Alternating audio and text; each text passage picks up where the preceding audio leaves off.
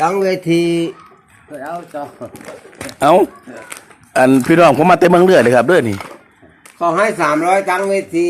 เมื่อเช้านี่เอาไปไหนเอามาซื้อบุหรี่ให้ดูดหน่อยสิพี่น้องมาเต็มเมืองเลือดเลยครับเด้อเนอะผมฮะพี่น้องมาเต็มเมืองเลยอะไรเนี่ยมาเต็มเมืองเลยป่ะครับโอ้บุเมืองเลยโอ้ฮาแนวบัวแนวหรอกเดี๋ยวผมรู้เว้ยพี่น้องผมมาจากเมืองเลยเด้อนี่เพิ่นมาจากเมืองเลยเพิ่นมาสอยงานขึ้นบ้านใหม่ของน้องเอ้ยฮาแนวมื้อนี้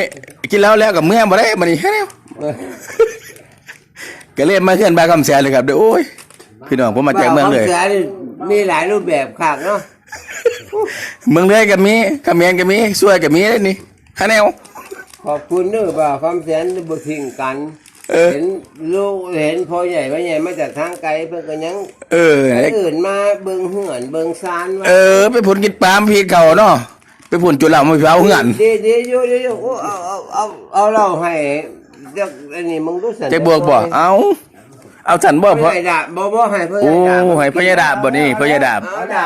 นอกแล้วผู้นึงพี่น้องเอ้ยนี่พี่น้องกันเด้พญาดาบนี่ก็นี่แล้วพวกมาแซวเฮาจัดหนักนี่ดาบกินแน่จังหวะเบิ่งดูพี่น้องเอามาเต็มเมืองเลยเด้อก็ต้อนรับเราคือเก่าล่ะเรามาเต็มเมืองเลย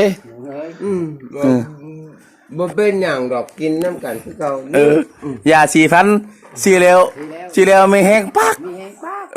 สีได้สีดีสีไม่แห้งปากเพิ่นว่า